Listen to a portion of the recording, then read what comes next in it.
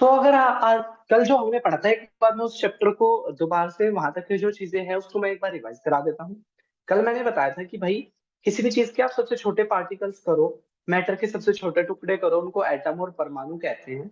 Indian philosopher जो महर्षि कनर्ड थे, सबसे पहले उन्होंने इन अणु यानी कि इनको पदार्थ को या परमाणु इनको उन्होंने कहा था। उसके बाद हमने डेमोक्रिटस और ल्यूकिपस के बारे में पढ़ा था, जो दो ग्रीक फिलोसफर थे। उन्होंने बोला था if you go the dividing the atom, यदि हम अणु को डिवाइड करते जाएंगे तो उसके हम सबसे छोटे कण पे पहुंच जाएंगे, जिसको परमाणु या एटम उन्होंने कहा था। इसके बाद हमने पढ़ा था कि एक एंटोनियो एल लेवेजियर नाम के व्यक्ति हुए, जिन्होंने लॉ ऑफ केमिकल कॉम्बिनेशन दिया। इन्होंने लॉ ऑफ केमिकल कॉम्बिनेशन के अंदर इनके देने में एक और व्यक्ति थे, जोसेफ एल प्रोस्ट। इन्होंने भी इनकी हेल्प करी। इन्होंने दो नियम दिए थे, law of conservation of mass. तो law of conservation of mass में उन्होंने ये बोला था, अगर आप दो चीज को मिलाते हो तो जो प्रोडक्ट बनेगा तो उसका जो वेट होगा वो सेम ही होगा। ठीक है, यानी कि the weight of the reactant and product will be the same, यानी कि mass can not be created not be destroyed. Mass ना तो क्रिएट हो सकता, ना ही क्या हो सकता, डेस्ट्रॉयड हो सकता है एक केमिकल रिएक्शन के अंदर।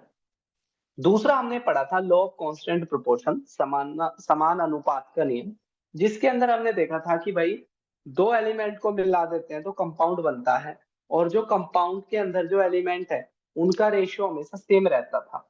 जैसे हम देखें पानी, तो पानी के अंदर हाइड्रोजन और ऑक्सीजन का रेशियो 1:8 रहेगा। ऐसे ही अगर हम बात करें अमोनिया, अमोनिया के अंदर नाइट्रोजन और हाइड्रोजन का रेशियो 14/3 ही रहेगा। इसके बाद हमने पढ़ी थी जॉन डाल्टन की एटॉमिक थ्योरी, जो उन्होंने 1808 में दी थी। और ये जॉन डाल्टन की ये एटॉमिक थ्योरी ये कहती थी कि सारे जो मैटर है वो छोटे छोटे टाइनी पार्टिकल से मिलके बने हैं, जिनको एटम कहते हैं। ये एटम इंडिविजिबल होते हैं, जिनको ना तो क्रिएट किया जा सकता ना डिस्ट्रॉय किया जा सकता है। इसके अलावा इनका मास और केमिकल प्रॉपर्टीज क्या होती है, आइडेंटिकल होती है। इसके अलावा atom of different element have different masses and chemical property. Different element के जो एटम्स हैं उनका मास और केमिकल प्रॉपर्टी क्या होती है, अलग अलग होती है। दो एटम को मिला के जब हम वो बनाते कंपाउंड बनाते हैं तो वो हमेशा सेम रेशियो में रहता है, जो हमने लॉ ऑफ कांस्टेंट प्रोपोर्शन के अंदर पढ़ा था कि पानी में हाइड्रोजन और ऑक्सीजन 1:8 में। इसके अलावा हमने ये पढ़ा था कि जो रिलेटिव नंबर और काइंड ऑफ एटम है वो किसी गिवन कंपाउंड के अंदर कांस्टेंट होते हैं। फिर हमने ब्लू क्वेश्चन देखा था, जो कहता था लॉ ऑफ कंजर्वेशन ऑफ मास। इसमें मैंने आपको क्या कहा था, 5.3 को 6 को और 2.2 को जोड़ लो, लेफ्ट हैंड की साइड रख दो। 0.9 को 8.2 को जोड़ लो, ठीक है, और 2.2 को जोड़ लो, इसको जोड़ लो, ठीक है, इसको राइट हैंड की साइड रख दो, और दोनों सेम आएंगे। तो ये लॉ ऑफ कंजर्वेशन ऑफ मास को क्यों दिखाता है, क्योंकि लेफ्ट हैंड का जो मास है राइट हैंड पे भी वही मास है। और लॉ ऑफ कंजर्वेशन ऑफ मास यही कहता है कि रिएक्टेंट प्रोडक्ट के क्या होगा, बराबर होगा। फिर यहाँ पर हमने दूसरा क्वेश्चन देखा था, जिसमें हमने देखा था कि जो हाइड्रोजन और ऑक्सीजन है वो एक दूसरे से 1:8 रेशियो में जुड़ती है। ठीक है, किसमें जुड़ती है, 1:8 में जुड़ती है। और उसने बोला है कि हाइड्रोजन जो है वो 3 ग्राम है। जब हाइड्रोजन 3 ग्राम है यानी कि इसकी 3 गुनी है, तो ऑक्सीजन भी इसकी 3 गुनी होनी चाहिए। तो 8×3 = 24। तो क्वेश्चन में पूछा था कि भाई कितने ग्राम ऑक्सीजन होगी, तो ऑक्सीजन होगी, ठीक है, 24 ग्राम। ठीक है, तीसरा, which postulate of Dalton atomic theory is the result of conservation of mass. ठीक है, तो कौन सा, जो डैन डाल्टन की जो थ्योरी थी उसका कौन सा पॉइंट कंजर्वेशन ऑफ मास को दिखाता है। तो हमने कंजर्वेशन ऑफ मास में हमने ये पढ़ा था कि किसी केमिकल रिएक्शन में मास ना तो क्रिएट हो सकता ना डिस्ट्रॉयड हो सकता। यानी कि सेकंड पॉइंट क्या आ जाएगा, इसमें अपना पॉइंट आ जाएगा। फिर इसका जो ब्लू क्वेश्चन का जो चौथा क्वेश्चन है वो ये कह रहा था लॉ ऑफ कांस्टेंट प्रोपोर्शन को कौन सा दिखाता है। तो आपका ये पांचवा और छठा लॉ ऑफ कांस्टेंट प्रोपोर्शन को दिखाते हैं, जो ये कहते हैं कि जब एलिमेंट के मिलने से कंपाउंड बनेगा तो उसके अंदर जो उनका जो रेशियो रहेगा वो सेम रहेगा। फिर हमने देखा था कि एटम, एटम क्या होते हैं, बहुत ही छोटे होते हैं, जिनको हम नैनोमीटर में नापते हैं। ठीक है, नैनोमीटर इसकी यूनिट होती है। फिर हमने पढ़ा था कि जॉन डाल्टन ने सबसे पहले इन एलिमेंट को सिंबल देने शुरू करे थे। उसके बाद हमने पढ़ा था कल की क्लास में कि एक संस्था के बारे में, संस्था का नाम था IUPAC, जिसकी फुल फॉर्म थी international union on applied and chemistry. ठीक है, international union of pure and applied chemistry की फुल फॉर्म थी। और इसका काम क्या था? एलिमेंट की नेमिंग देना, एलिमेंट का एटॉमिक नंबर लिखना, एलिमेंट का एटॉमिक मास बताना। ये सारे काम थे IUPAC के। और इसने क्या दिए थे? बहुत सारे एलिमेंट को उनके सिंबल दे रखे हैं। ये सिंबल भी कल हमने पढ़े थे कि भाई जैसे देखो, एल्यूमिनियम है Al है, आर्गन Ar है, बेरियम Ba है, बोरोन B है, ब्रोमाइन Br है, कैल्शियम Ca है, carbon C, chlorine Cl, cobalt CO, copper Cu, fluorine F, gold Au, hydrogen H, iodine I, iron Fe, lead Pb, magnesium Mg, neon Ne, nitrogen N, oxygen O, potassium K, silicon Si, silver Ag, sodium Na, sulphur S, uranium U और zinc Zn। ये कल हमने देखा था कि भाई ये क्या होते हैं? आपके सिंबल होते हैं। इसके बाद हमने पढ़ा था एटॉमिक मास। एटॉमिक मास क्या? जो एलिमेंट होता है, एलिमेंट के छोटे छोटे जो कण होते हैं उन्हें हम एटम कहते हैं। और उन एटम का जो मास होता है, वजन होता है, उसको हम एटॉमिक मास कहते हैं। शुरुआत में क्या था? हम किसको यूज किया करते थे? ऑक्सीजन को यूज किया करते थे इसकी यूनिट के रूप में। हमने क्या किया? 1961 में हमने इसकी यूनिट को चेंज कर दिया और ऑक्सीजन से उसको किसमें चेंज कर दिया? ऑक्सीजन से उसको चेंज कर दिया किसमें? कार्बन में। और आज जो एटॉमिक मास की जो यूनिट है वो हम कार्बन के रूप में नापते हैं, और जिसको एटॉमिक मास यूनिट AMU या यू के नाम से कहा जाता है। यहाँ पर कुछ चीजों के एटॉमिक मास दे रखे हैं, ये भी कल हमने पढ़े थे। जैसे हाइड्रोजन है, उसका एटॉमिक मास 1, कार्बन का 12, नाइट्रोजन का 14, ऑक्सीजन का 16, सोडियम का 23, मैग्नीशियम का 24, सल्फर का 32, क्लोरीन का 35.5 और कैल्शियम का 40। इसके बाद अगर हम बात करें, अब आज की फ्रेश क्लास की हम यहाँ से शुरुआत कर रहे हैं। हाउ डू एटम एग्जिस्ट, यानी कि एटम कैसे रहते हैं? Most atom of most element are not able to exist independently. जो एटम है ये, ठीक है, बहुत सारे एलिमेंट के जो एटम है वो कभी भी अकेले नहीं रह सकते। वो क्या करते हैं? एटम फॉर्म मॉलिक्यूल, दो एटम मिल जाते हैं और क्या बना लेते हैं? मॉलिक्यूल बना लेते हैं। और इनके ऊपर क्या होता है? इनके ऊपर एक चार्ज होता है जिसे कहते हैं हम ions. Every atom of an element have charge. This charge में बी पॉजिटिव, दिस चार्ज में बी नेगेटिव। अब हम यहाँ देखेंगे, क्वेश्चन देखो, डिफाइन एटॉमिक मास यूनिट। ठीक है, अणु अणु भार को कह रहा है, अणु भार को बताओ। तो इसमें आप क्या लिखोगे? The mass of one atom of any element. किसी भी एलिमेंट के एक एटम का जो मास होता है, वजन होता है, उसे हम क्या कहते हैं? एटॉमिक मास कहते हैं। और जो इसकी जो यूनिट है, द यूनिट ऑफ मेजर, अणु भार को नापने की इकाई को क्या कहते हैं हम? ठीक है, क्या कहते हैं हम? एटॉमिक मास यूनिट AMU या यू के नाम से जाना जाता है। Why it is not possible to see an atom with naked eyes? Necked आई से एटम क्यों नहीं दिख सकता? The size of atom is very small. जो एटम है इसका जो साइज होता है वो बहुत ही छोटा होता है, बहुत ही बारीक होता है, जिस वजह से ये दिखता नहीं है। बात करें अब हम यहां से आगे, मोलिक्यूल ऑफ एलिमेंट। तो देखो भाई, सबसे छोटा होता है एटम। अब ये हर एलिमेंट के एटम की कैरेक्टरिस्टिक्स होती है, खासियत होती है। जैसे कुछ लोग होते हैं, कुछ लोग एक इंसान से दोस्ती रखते हैं, कुछ दो से रखते हैं, कोई तीन से रखते हैं, कोई चार से रखते हैं।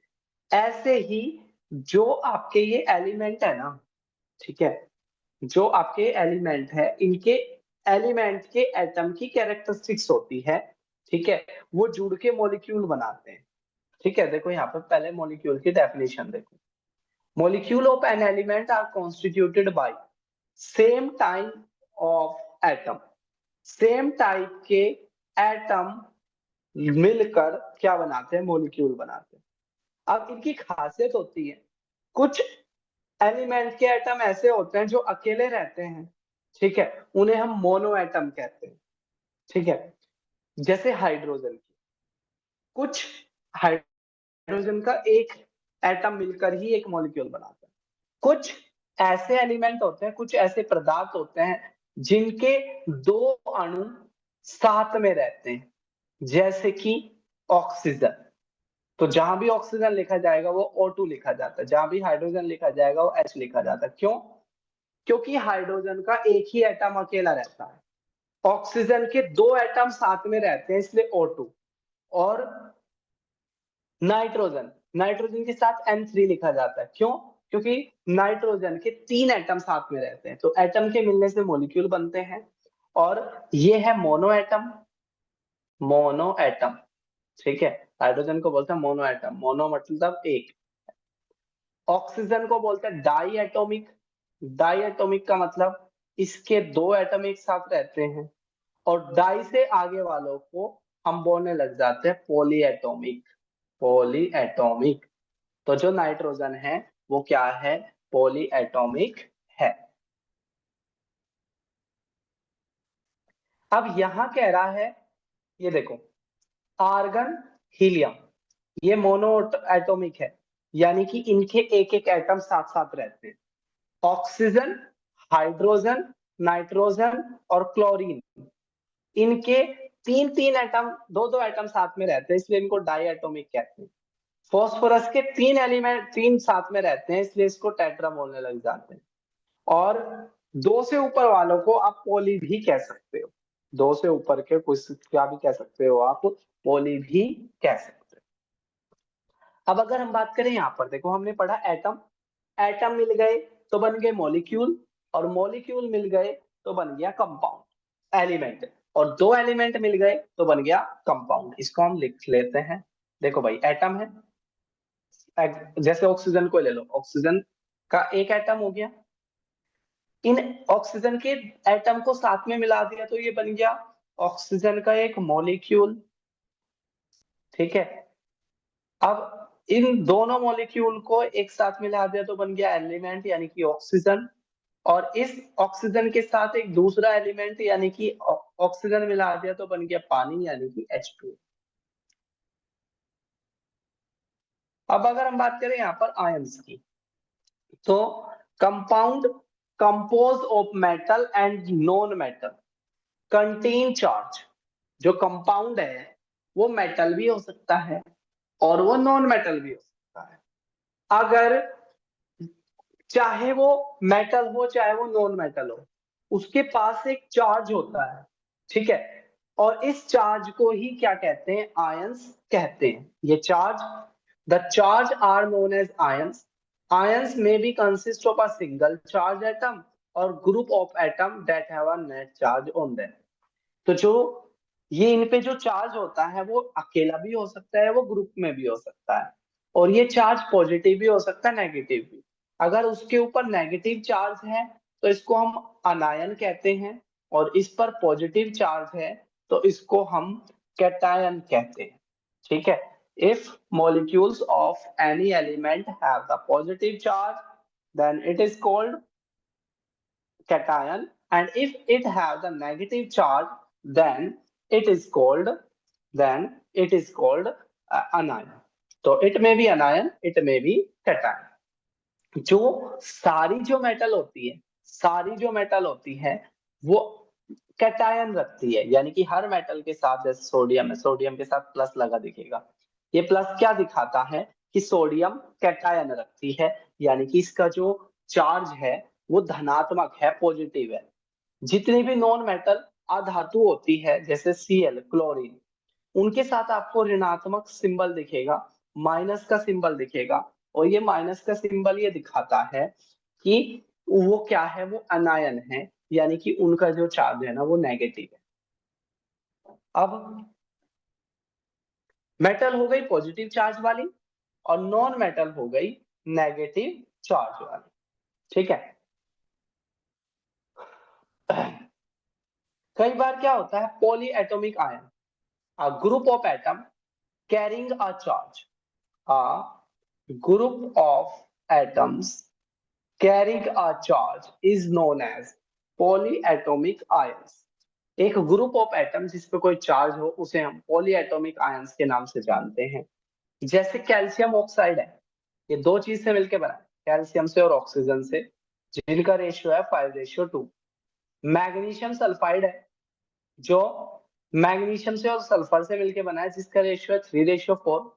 सोडियम क्लोराइड है, सोडियम और क्लोरीन से मिलकर बना है, जिनका रेशियो है 23:35.5।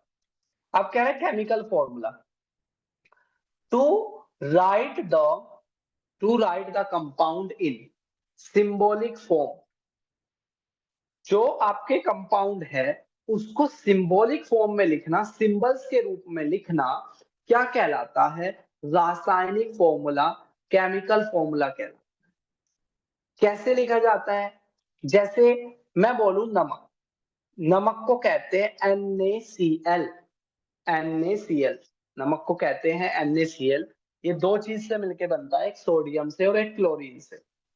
तो हम क्या करेंगे, सबसे पहले यहां लिखेंगे सोडियम, यहां लिखेंगे क्लोरीन, यहां लिखेंगे सोडियम, यहां लिखेंगे क्लोरीन। फिर हम सोडियम का सिंबल लिखेंगे। अगर ये सोडियम, लेफ्ट हैंड पे हमेशा मेटल को लिखना है, और मेटल आप जानते हो, मेटल मेटल पे पॉजिटिव चार्ज होता है, तो सोडियम पे प्लस लगा दिया। क्लोरीन में नेगेटिव चार्ज है तो यहाँ पे माइनस लगा दिया। सोडियम की वैलेंसी फिर तीसरे नंबर पे, यहाँ हमने एलिमेंट लिखा, यहाँ उसका सिंबल लिखा, नीचे प्लस माइनस लगा दिया।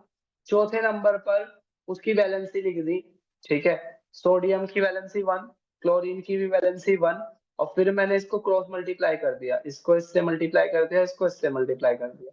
तो ये पूरा क्या बन गया, ये पूरा बन गया NaCl।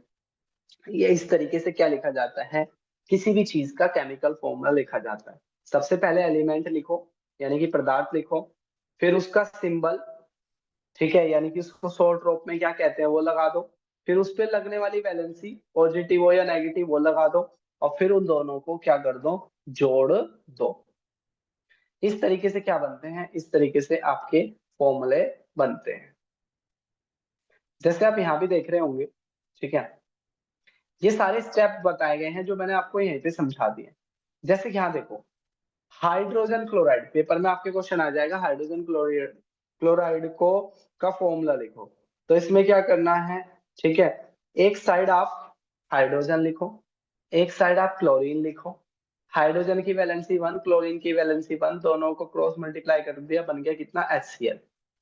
हाइड्रोजन सल्फाइड, हाइड्रोजन की वैलेंसी 1, सल्फर की वैलेंसी 2, दोनों को क्रॉस मल्टीप्लाई कर दिया। क्रॉस मल्टीप्लाई का मतलब इसकी जो वैलेंसी है वो इसमें जोड़ दी, पहले वाले की वैलेंसी को दूसरे वाले के वैलेंसी के साथ रख दिया, और दूसरे वाले को पहले की वैलेंसी के साथ रख दिया, तो बन गया हमारा फॉर्मूला। ऐसे ही हम लिखेंगे carbon tetra chloride, carbon tetra chloride. तो आप जानते हो कार्बन की जो वैलेंसी है वो है 4, क्लोरीन की वैलेंसी है 1। ये दो चीज से मिलकर बना था, कार्बन से और क्लोरीन से, ठीक है। तो मैंने क्या लिखा, कार्बन की वैलेंसी होती है 4, पीछे वाली लिस्ट को आप याद कर लोगे। क्लोरीन की वैलेंसी होती है 1, दोनों को क्रॉस मल्टीप्लाई करा, कितना बन गया, ये CCl4। ऐसे ही मैग्नीशियम क्लोराइड, पहले मैंने ऊपर क्या लिखा, मैग्नीशियम क्लोराइड लिखा, फिर सिंबल, इसका सिंबल Mg, इसका सिंबल Cl। मैग्नीशियम की वैलेंसी 2 प्लस, क्लोरीन की वैलेंसी -1, दोनों को क्रॉस मल्टीप्लाई कर दिया, बन गया MgCl2।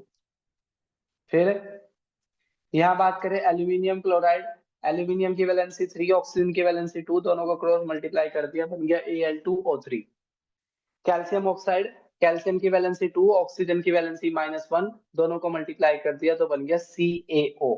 तो इसको आप ऐसे ऐसे लिखोगे, Ca2O2।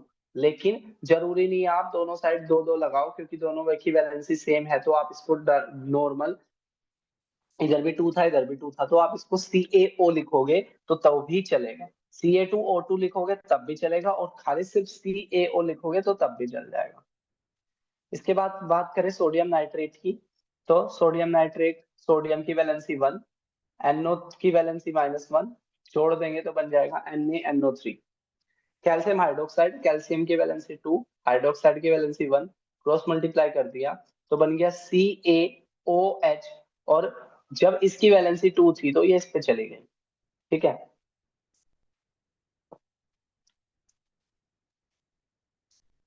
इसके अलावा बात करें सोडियम कार्बोनेट, सोडियम की वैलेंसी Na1, कार्बोनेट की वैलेंसी CO3, बन गया Na2CO3। अमोनियम सल्फेट, अमोनियम की वैलेंसी NH4, अमोनियम होता है NH4, वैलेंसी 1, SO4, और जो सल्फेट होता है उसकी वैलेंसी SO4, वैलेंसी 2, दोनों को क्रॉस मल्टीप्लाई करा तो ये ऐसे आ गया। और जो भी पॉलीएटॉमिक की वैलेंसी होगी उसको आप क्या करोगे, ग्रुप में लिखोगे। अब यहाँ देखो, यहाँ क्या करना है, अब कैसे करोगे इस क्वेश्चन को, ध्यान से देखते चलो। सोडियम ऑक्साइड है, वो कह रहा है सोडियम ऑक्साइड का फॉर्मूला बनाओ। तो आप क्या करना, ये वाला जो मैं अभी पेज लगा रहा हूं, ये वाला पेज, इस वाले पेज को अच्छे से आप याद करना। अभी आपको फॉर्मूला बनाने के लिए वो कह रहा है सोडियम ऑक्साइड का फॉर्मूला बना। तो आप ये देखो, सोडियम, सोडियम सिंबल कितना, क्या, Na+। ठीक है। तो आपको क्वेश्चन में कह रहा था सोडियम ऑक्साइड, सोडियम ऑक्साइड का फॉर्मूला बना के दिखाओ। तो आप क्या करो, सबसे पहले यहाँ पे सोडियम लिखो, सोडियम। ठीक है। वैलेंसी के सामने देखो क्या लिखा है, वैलेंसी 1, तो यहाँ लिख दो 1 प्लस। ऑक्साइड, ऑक्साइड, ऑक्साइड ये रहा ऑक्साइड, ऑक्सीजन, यहाँ O लिख दो। ऑक्सीजन की वैलेंसी के आगे क्या लगा है, माइनस लगा है, तो यहाँ पे लिख दो -2। अब क्रॉस मल्टीप्लाई कर दो, इसको इससे, इसको इससे। तो मैंने बोला था वैलेंसी दूसरी साइड चली जाती है, तो ये हो जाएगा Na2O। क्या बन जाएगा, Na2O। ठीक है, Na2O बन जाएगा। अब बात करें हम आगे,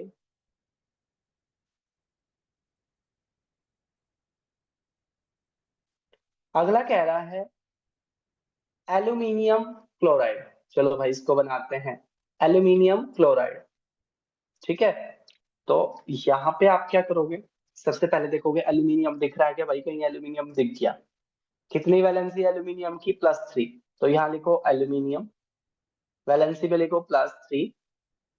दूसरा उसने बोलता है एल्यूमिनियम क्लोराइड, क्लोराइड, यहाँ पे देख चलो, ये रहा क्लोराइड, क्या है सिंबल, Cl, वैलेंसी कितनी है -1, क्रॉस मल्टीप्लाई कर दो, क्या बन जाएगा, AlCl3, AlCl3, ये क्या बन गया, एल्यूमिनियम क्लोराइड। इसके बाद अगर हम बात करें नेक्स्ट की, ठीक है, नेक्स्ट क्या कह रहा था, नेक्स्ट इसका फॉर्मूला बनाने के लिए आपको कह रहा है वो, नेक्स्ट कह रहा है वो सोडियम सल्फाइड, सोडियम सल्फाइड। चलो फिर से देखो, इस टेबल को यूज करो, सोडियम। ठीक है, एक दो फॉर्मूले लिखोगे फिर आपको खुद ही प्रैक्टिस हो जाएगी। आप जानते हो सोडियम का तो +1 होता है, ये रहा। सल्फाइड देखो, सल्फाइड का कितना है, SO2, वैलेंसी कितनी है 2, तो यहाँ लिखो S। ठीक है, वैलेंसी में लिखो -2, क्रॉस मल्टीप्लाई कर दो, ये इसके साथ आ जाएगा Na2S। क्या बन जाएगा, Na2S। चलो आगे चलते हैं।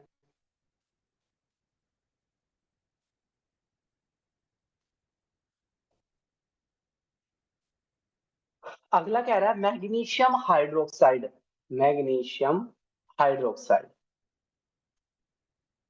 अब अगर हम यहाँ पर बात करें मैग्नीशियम हाइड्रोक्साइड, ठीक है, तो सबसे पहले मैग्नीशियम देखो दिख गया, कितना है मैग्नीशियम, यहाँ लिखो Mg, वैलेंसी में लिखो 2 प्लस। हाइड्रोक्साइड, ये दिख गया आपको हाइड्रोक्साइड कितना है, ठीक है, सिंबल है OH, वैलेंसी है -1, क्रॉस मल्टीप्लाई कर दिया, MgOH2। ठीक है, MgOH2 क्या हो जाएगा,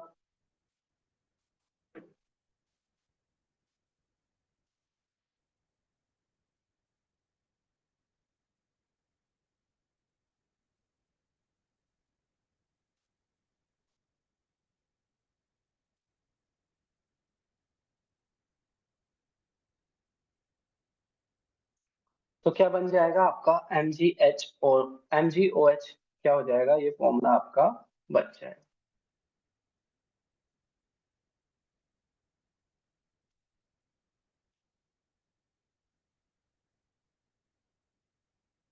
अगर हम यहाँ बात करें, write down the name of compound represented by the following formula, इनके द्वारा जो बनता है वो बताना है। तो देखो क्या कह रहा है, Al2 और SO4, ठीक है। तो आप जानते हो Al होता है एल्यूमिनियम और SO4 होता है सल्फाइड, तो आप पहले वाले को क्या बोल दोगे, एल्यूमिनियम सल्फाइड। दूसरा क्या कह रहा है, कैल्शियम और क्लोरीन, ठीक है, तो इसको क्या बोल दोगे आप, कैल्शियम क्लोराइड। तीसरा कह रहा है K2SO4, ठीक है, तो K2 होता है पोटेशियम और SO4 होता है आपका सल्फाइड, तो क्या बोल दोगे, पोटेशियम सल्फाइड। KNO3, ठीक है, तो K होता है आपका पोटेशियम का और NO3 होता है आपका इसका नाइट्राइट का, तो क्या बोल दोगे, पोटेशियम नाइट्राइट। CaCO3, तो क्या बोल दोगे, कैल्शियम क्लोराइड, ठीक है, कैल्शियम क्लोराइड। अगला क्वेश्चन कह रहा है, तीसरा क्वेश्चन, कि what do you mean by chemical formula. तो केमिकल फॉर्मूले का क्या मतलब होता है, केमिकल फॉर्मूले का symbolic representation of, symbolic representation of compound, किसी कंपाउंड को सिंबॉलिक रूप में दिखाना, ठीक है, किसी कंपाउंड को सिंबॉलिक रूप में दिखाना क्या कहलाता है, केमिकल फॉर्मूला कहलाता है। अब अगला कह रहा है, how many atoms are present in H2S molecule. देखो भाई, हाइड्रोजन कितनी है, दो, सल्फर कितने हैं, एक, दो और एक कितना हो गया, तीन, ठीक है। इसके अलावा कह रहा है PO4 और यहाँ पर लगा है 3, ठीक है, यहाँ पर लगा PO4 3। तो अगर हम यहाँ पर बात करें, देखो P1 और ऑक्सीजन के चार, ठीक है, P1 और ऑक्सीजन के चार और ब्रैकेट के बाहर लगा हुआ है 3, ठीक है। तो होता क्या है, ये एक साथ पढ़ा जाता है, तो चार, 4 3 12 और एक पी का, तो टोटल कितने हो गए 30।